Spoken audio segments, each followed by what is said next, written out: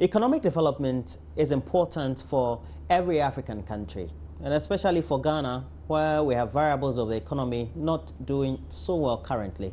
Well, discourse about how we can improve the economy is crucial. But more importantly, what is the contribution of various think tanks to all these efforts? And we have the Ghana Transformation Forum that is being put together by the African Center for Economic Transformation, as well as the National Development Planning Commission. But that very event will be taking place tomorrow and the next day, Tuesday.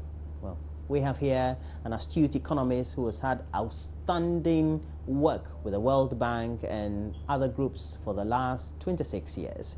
He's with us, and my guest this morning is the chief economist for ACET, that's the Africa Center for Economic Transformation.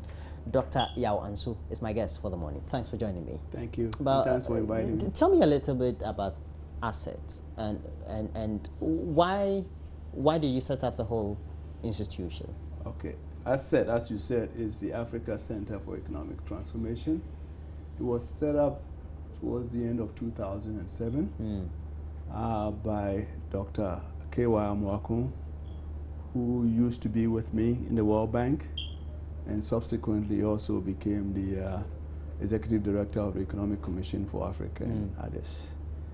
And it was set up because we realized that even though African countries over the past, say, 10, 15 years have been growing relatively fast, changing the narrative of the quote-unquote the hopeless doomed continent into where now the economists and all the media talking about how fast Africa is growing, that if you really scratch beyond the surface, you see that the structures of African economies have been changed for the past 50 or so years.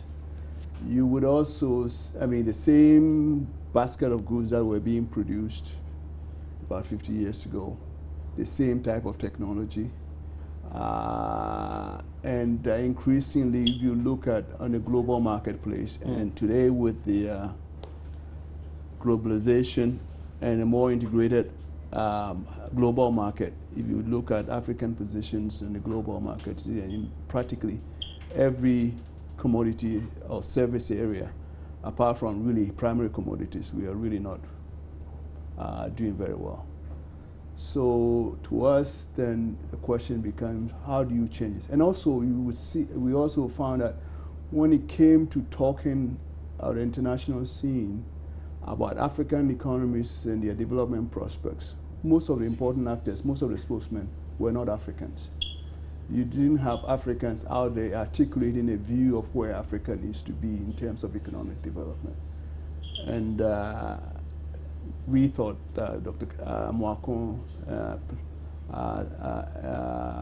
thought that needs to change. And those of us also that work with him share that view. So our view is to basically get to a position where Africans are now articulating the vision for African economic transformation, and I can explain that as we go along. And also helping and informing governments to try to change the structures of our economy. It is an interesting point you make, especially when we have to put into perspective the current geo-economic political landscape we find around the world, where the emergence of the Asian tigers, and currently we have China also making inroads in Africa, just because you have the resources, it becomes more opportune to have this very discourse. Do you think that what perhaps might have precipitated the factors for independence to be sought for many of those countries that we have in Africa 4, 5, 6 decades ago, or even 4, 5, 6 decades ago, and the reason why they had independence, these countries are still grappling with that, those very variables or indices in many respects? You know, in last year, after an exhaustive study, ACET came up with a report called the African Transformation Report, in which we define transformation as growth with depth, and I'll come into that. But what I mean, more specifically to your point, if you were to look 40, 50, 60 years ago, many of the countries that are called the so-called Asian tigers, the structures of the economies were more or less similar to many in Africa, certainly to that of Ghana, right? But they've, over a period from about mid-1960s to about the mid-1990s, they've been able to not only grow fast, but fundamentally change the structures of the economy so that they become a much more resilient economy that grows and produces jobs, right? And the question that we are just saying that if they can do it, why can't we? So we, over the past 3-4 years, have been engaged in a very systematic exercise to try to find out what is it that they did, what is it that African countries are doing, where can we learn from them, and where can we also capitalize, learn from important examples that are going on in the African countries, and where can we capitalize on our strengths. Okay. So if we have to move on from that very narrative, do you think that as countries we've done ourselves a lot more good than harm? Well, you know, Africa is about 54 countries, and then if you limit yourself to sub-Saharan Africa, about 36 or 37 African countries. So it's hard to generalize. There are, you know, specific context matters. But by and large, there are certain things that stand out. And I can also talk about my own country, Ghana. If you were to ask me, Ghana, have we really capitalized on the potential that we have to develop? We have the human resources, we have the natural resources, we have the good location for exports and imports. Also in this today's world, we also happen to have the English language, which is, you know, becoming more and more the lingua franca of the world. So we have a number of strategic advantages, but I think we could have done better in terms of trying to take advantage of them. Okay. There's a book written by, I'm sure you're very familiar with him, Professor Jeffrey Sachs. Okay. And I know Jeff Sachs, but I don't know. I mean, he's written many books. I don't know. This one, it says The Price of Civilization, talks about America and the government's involvement in the post the crisis era. If you take a critical look at some of the content of that very book, it talks about how instrumental governments are, despite all the things they talk about, capitalism and the need for private sector involvement, etc. At the end of the day, the bailouts will have to come from the state, etc. If we juxtapose that with the role that the state plays in Africa, do you think, in many respects, we have been able to do the combination of trying to, one, attract the private sector into economic development, vis-a-vis the role that the state should have been playing adequately? If you don't mind, I'll come to this question, but I think we have to put it in a broader context. Please in terms of why, I mean, when is the government to play a more role for what? No, it's an argument. No, yeah, I know. So, but you see, for us in ASET, we define economic transformation as growth with depth, right? And the depth is DEPTH. The D stands for diversifying what you produce and export. The E stands for export competitiveness in the global market. The P stands for productivity upgrading. The T is for technological upgrading. And the H is productive formal jobs and rising incomes. Now, to us, that's what constitutes transformation. In a sense, we're saying that just growing by having the rising prices of materials and China causing oil prices to rise or gold prices to rise or mineral prices to rise alone is not going to get you very far, as we're going to see now as oil prices collapse and others. So you need to the economy has to be firmly rooted right? In that if on your farms in agriculture you have to be applying, farming has to be modernized. You have to be applying modern technology in your industries and even your services, right?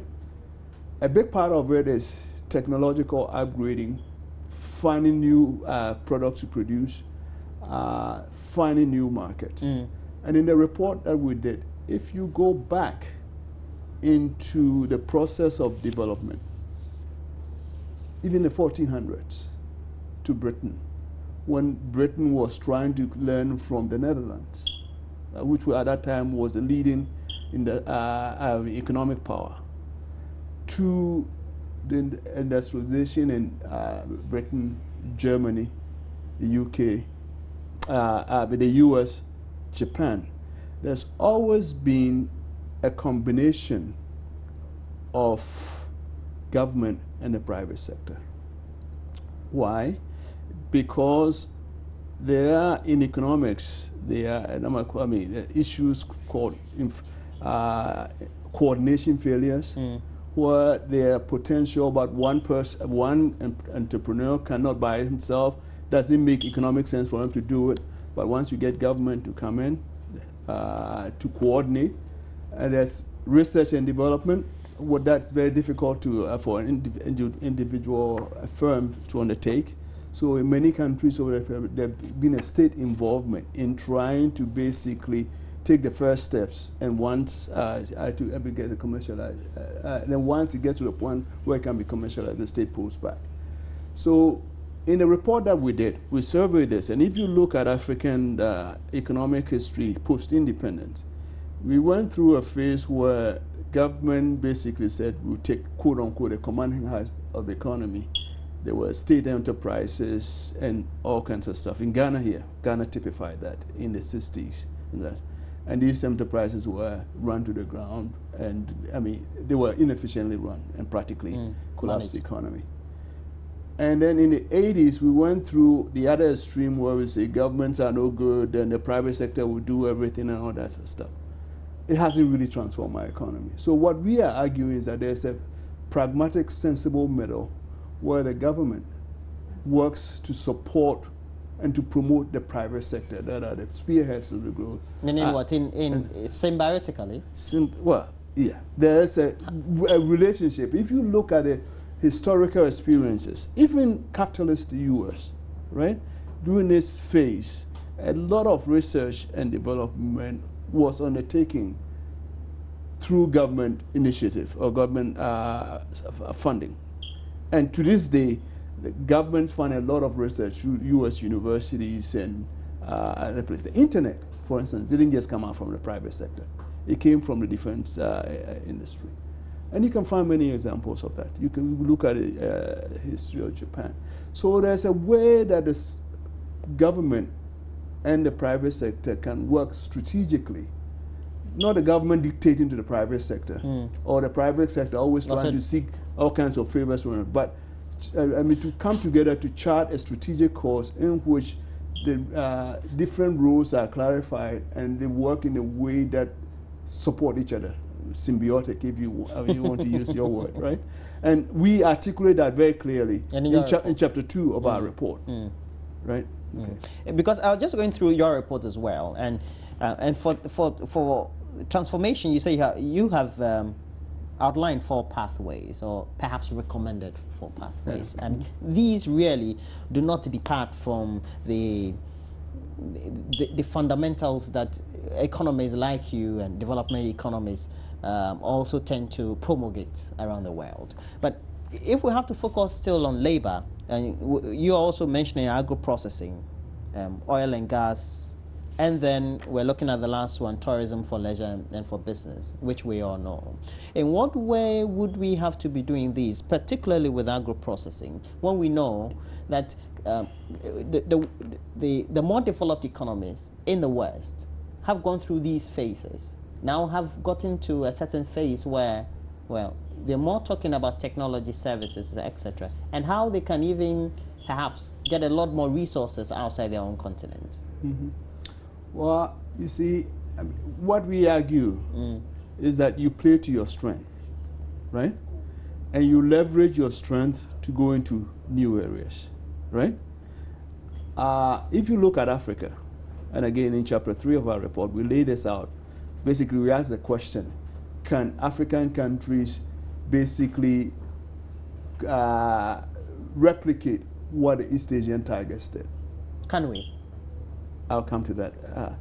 And then we say, okay, first you have to look what we bring, what are our competitive advantages. If you look at today's world, right? We have labor, a lot of our youth, this Africa is probably the youngest definitely the youngest continent. In about 2040, the labor force in Africa will be bigger than that in China or in India. We also have land, right? So we are not very highly advanced in technology, although that's where we want to get to, right? So you start with trying to add value to what you have, create employment with what you have. So agriculture, but if you look at agriculture, so far they are all very peasant-based.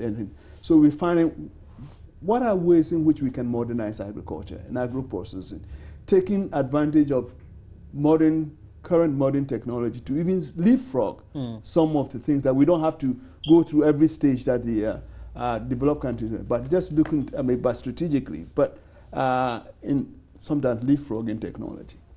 But you have to start with what you have in order to build on what you have to get what you want. And as I said, we have labor, right? In maybe 30, 40 years ago in East Asia, maybe people from just high school education or even elementary education could go to the shop floor and the factories that are relocating from the US and Europe and stuff and produce for export. These days, even though we have the labor, the level of technology is much higher. Also, as a result of the 2008 economic crisis and stuff, and unemployment situation in the West, countries are beginning to move factories and jobs back to the US and back to Europe. So it's become much more competitive.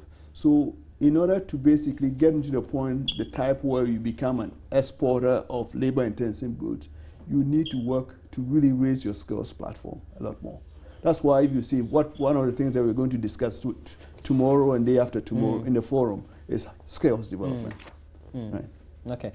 So, because I was just about to ask you, now particularly when we have to increasingly focus on labor and to think that we feel in perhaps 25 years from now we'll have more of it.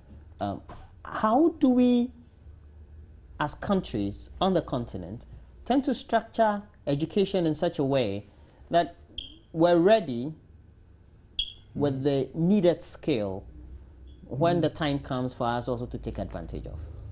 Okay, in Africa you have a paradox. We have a huge and a growing young labor force. Invariably, in many countries, Ghana, we've made some progress in putting more of our young people through education. But the skill levels are very low. Meaning what? I'll come to that. And so, but paradox that I'm talking about is that even though generally the skill levels are low, you also find that even the small number of skilled people that we produce, we cannot employ them, right? It's a very interesting thing. Now, the skill levels are low because, one, in industrialization, or particularly industrialization, what you really need are technologists, technicians, skilled craftsmen, and things like that. What do we produce from our educational services? Mostly humanities, social sciences, stuff. And even if you look at, and again in our report in chapter, I think, 4 or so, we go into the skills development. If you look at, say, Korea, Taiwan, Singapore, when they were really taking off, a big part of, if you look at their cohort, say in their middle school, the cohort of people in their going through at the secondary school level, 50, 60% or more sometimes were in the technical vocational education training system, right?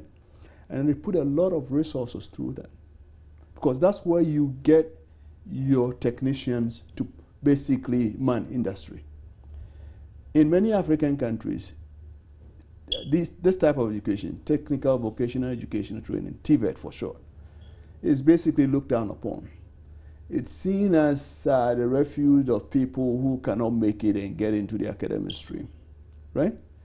And once you get into the TVET system, you even find, if you look at what is being, the courses that are being taught there, they are mostly, again, secretarial, humanities, business, and things like that. You're not getting the type of really focused industrial training. You know, in about, when I was in the World Bank, I think 2009 or so, I brought a delegation from Singapore to this country, and also to other African countries, to look at our TVET systems and whether or not, because they have an excellent among the maybe top 3 or so TVET systems in the world, to look at it. And then we went around some of the institutions, and you could see that where they are, it's not very much tuned to where they need to be. In Singapore, TVET is very much, first, it's not an academic subject. Even the curricula is determined between the schools and industry, so that the training is very much geared to what industry needs.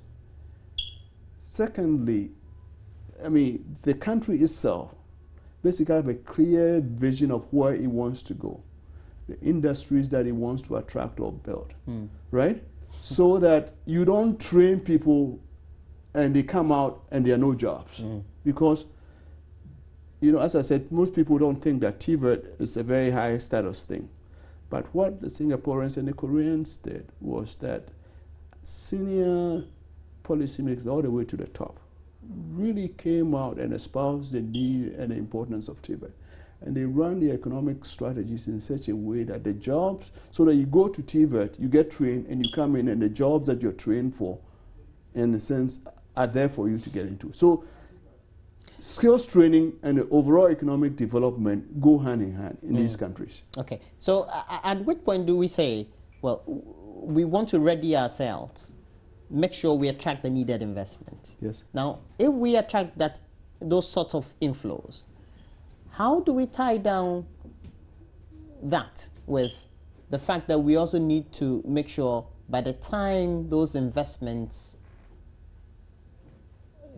leave our shores, we have the needed transfer of skills? Okay, I'm asking you this because, for example, in his book, Dr. Roshan Rohrik of India, Pradesh, really, in his book, he says India and the Asian development tigers. He said back in the 60s and 70s, what the Indian government did was to invite IBM, for example, to India. And the national policy was, well, we're giving you free lands, we're giving you free sites for you to do whatever you want to do. But whoever you employ, quotas were given for Indians to be employed.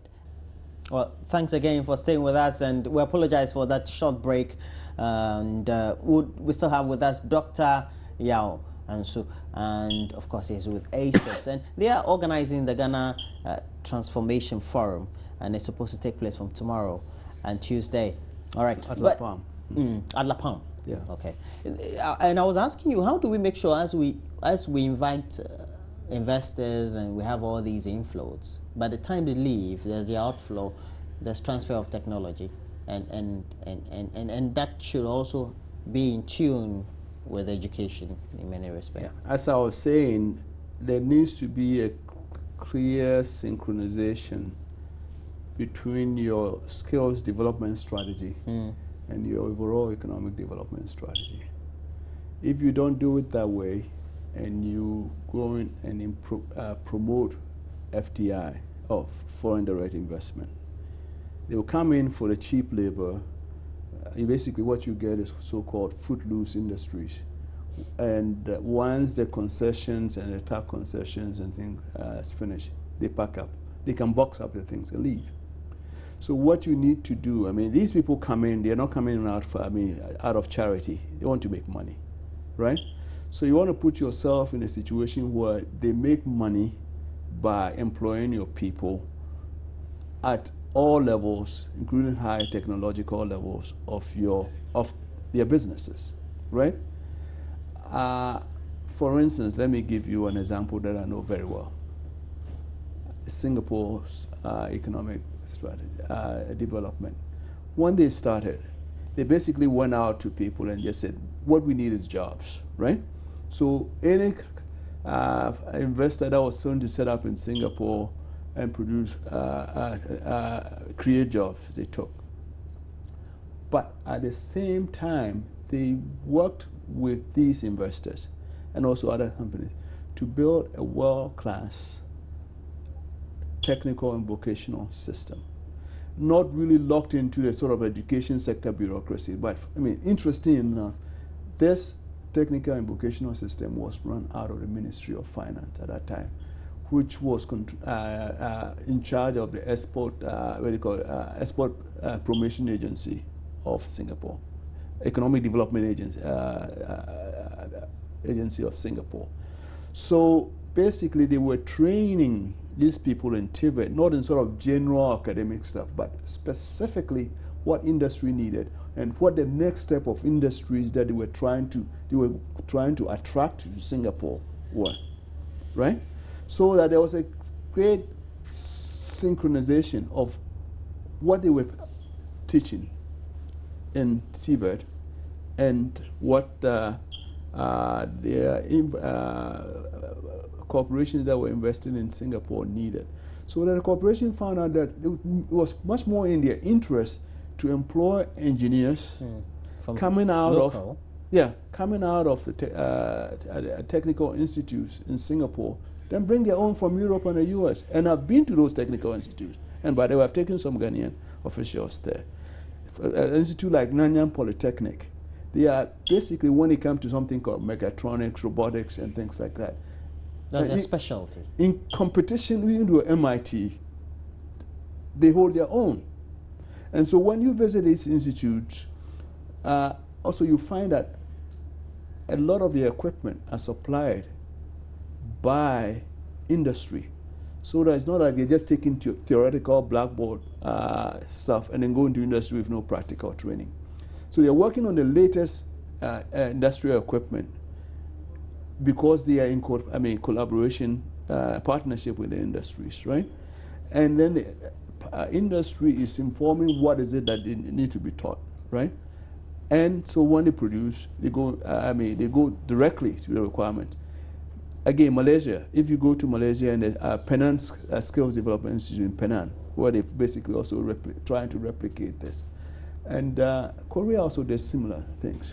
So your skills training and your economic development strategy and your investment promotion strategy is not things that you do separately. It's something that you do it together. It should be concurrent. Concurrent, it means be coordinated. Coordinated. And so that's what we say. I mean, a key part, earlier you asked me a question, that means government or private sector. That's important for coordination at two levels. In many African countries, you find that even within government, different agencies don't work very well together. But in anything that you really want to do, any program that you want to do, it requires more than one ministry or one agency. So there need to be very good coordination within the ministry. And then that's one level. And then there also needs to be very good coordination, dialogue between government and the private sector. Once you have that institutional setup, then you, in a sense, build the necessary institutional platform to begin seriously talking about economic transformation. And now you're organizing the Ghana Transformation Forum. Yes. Why the collaboration with the National Development Planning Commission? Well, if you look at our constitution, right, the NDPC has the constitutional role to chart a course for Ghana in terms of development and to coordinate, bring the different parties together in order to move the country forward, right? It is not something that has worked very well in the past. And we've looked at about 2-3 years ago, when Professor Mills was there, we did a comprehensive review of NDPC, where we interviewed about 150 people in the system, private sector people, government people, even Professor Mills himself, right? Basically, how do we strengthen this institution? We benchmarked the institution against the likes in Malaysia and India. We brought some foreign experts there, and we made recommendations. And they've been both for internal strengthening and also some of the authorizing environment for the commission to be able to work properly. And since then, we've been trying to work with them to try to enhance their capacity and their role in order to be able to do, basically discharge their constitutional mandate. If you look at many countries that have really developed, Malaysia, at least have done very well, they have you need to have a central coordinating agency. I talked about the need of coordinating within government. In Korea, it was the EDP, Economic Development, I forgot. And in fact, about 3 years ago, we brought somebody who was in charge of that ministry, was a deputy prime minister and finance minister here to talk to people about how they did it. In Singapore was the Economic Development Agency. Thailand has a similar setup. Malaysia has a similar setup. India has a similar setup that basically coordinate the government's economic, first work with the public and also all agencies within the government to chart a coherent way forward. And then also, it's not only to write a plan on paper. Anybody can write a plan. But take it from beyond the plan. The important part is just implementing and consistent monitoring of implementing, find where things are going well, where things are not going so well, where course correction is needed, and things like that. And where you have an agency within government that can play that role, then you really have a much more focused pursuit of economic transformation. And that's what we are hoping that we get to a point in Ghana where, among other things, we also have that. Okay, so this one is going to take the form of what? Like what happened in Senchi? I was in Senchi. Dr. Amakun gave the keynote speech at Senchi. And we see ourselves as really building upon what was done in Senchi. Senchi, I think, had focused a lot on the immediate macroeconomic challenges that the country is going through, right? Which is very much needed. And I think they're doing good work. And I think this week or last week, there's a committee that came out with a report, I think, on the macro and then on the energy sector. We've looked at 6 areas. Light manufacturing development areas. We looked at export promotion. We look at tourism. We've looked at local content and value addition. Basically, how do we, now that we have oil and other things, how do we add value to it? And both upstream and downstream to create jobs. And we also looked at skills development. And in each of these 6 areas, and then we've looked at power and energy. And in each of these areas, we've really commissioned studies with local experts, people from the university, experts within the system that basically say, look at where the potential is within its area. Where is Ghana now compared to its potential? Where is Ghana now compared to some countries that we can use as benchmark, right? What is being done now on the ground? What are the challenges that the initiatives on the ground are facing? What could be done in order to address the challenges so that we can lift our game? And so there's, in each of these areas, it's not, we would like to think of like many things where people will come in and just talk. We've done extensive background papers that have been circulated to people who are coming to discuss it. So that then we ask them, give us specific proposals or agenda for discussion and action. So what we are hoping is that people, and we are inviting people from government, MPs. You've already invited them. Oh, so right, yeah. They've confirmed their Oh, participation. yeah, they're coming. MPs. Even from the private sector? Private sector. Think tanks? Think tanks. All the stakeholders. At the end of the 2 days, what's the hope as far as the outcomes are concerned? And oh, by the way,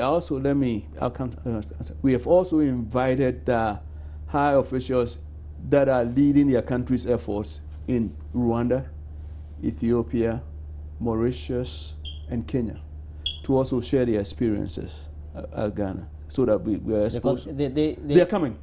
In fact, I think they are here. Some of them arrived last night, and some are arriving tonight. All right. And at the end of this, basically, we are not saying we don't have the answers, right? But I think collectively, as Ghanaians, people in government, people in politics, but not in government, we're inviting everybody. It's not only one party or anything. The private sector, you put our heads together, informed with facts and figures, and debate on this issue. We are hoping that out of it will come some concrete, practical, actionable things, right? That could be put forward in these 6 areas. That would, if this were done, the immediate constraints that are pinching will be relieved so that we can up our game. Now, then DPC will be there at the end of the last program, and there will be a ministerial roundtable where I think we have 4 or 5 ministers to basically listen to what people have been discussing, reporting from breakout discussions, and then they can react to it. And we hope that out of it, we will collate and we'll have some a number of specific concrete things that government could consider, or even the private sector can consider. And it also become a process by which we could actually periodically get to and really talk substance. Be informed by analysis and facts rather than just opinions. So when is it starting? What time? It's starting, I think, 8:30 tomorrow morning. Okay, so participants, you have invited participants. Oh, yeah. How do you make sure after the outcome, and this is my last question to you, there's the broader outlay of whatever you have come out with to be adequately communicated to the wider population, for them to understand that after this very forum, these are the things that we... Okay, I think that's a good question coming from a media person, right? Oh no, right after, as I said, there was extensive studies that have gone into preparing this. We will put out those studies. We would also put out a synthesis of what came out in the discussion in a way that's policy briefs and with policy makers. I think we could also think about ways in putting out the results maybe in a much more digestible form for the wider public, so that we communicate it, it's more widely communicated. Okay. You have a website, don't you? Yeah, well, Asset. Okay. Yeah. Assetforafrica.com. Okay, assetforafrica.com. And I've been... if you type Asset, ACET. You can always get the link, especially now Google is always available. Yeah. Now. Okay, thank you very much, Dr. Yao Anso. And after 26 years experience in development economy, I say that you have the right brains to also help shape up all the discussions as well. And your institution is also doing tremendous work. We're hoping that we can get a lot more interaction with you. I mean the media, so to speak. Okay. Okay. Thank you. Thank you for inviting me, and I hope to be invited back sometime soon. As always, if only you don't shy away. Well, thank you very much. So always make sure you stay tuned here. We have a lot more for you on the subject of the Ghana Transformation Forum that is going to take place at La Palm Hotel. That is from tomorrow to Tuesday, and so tomorrow and Wednesday. Tomorrow. Tuesday and Wednesday, and so please do make sure you stay tuned here. We'll give you all the outcomes and whatever papers have been discussed and what the discussions have been, so to speak. That's it. We're taking a break. When we come back, we'll wrap up for the show.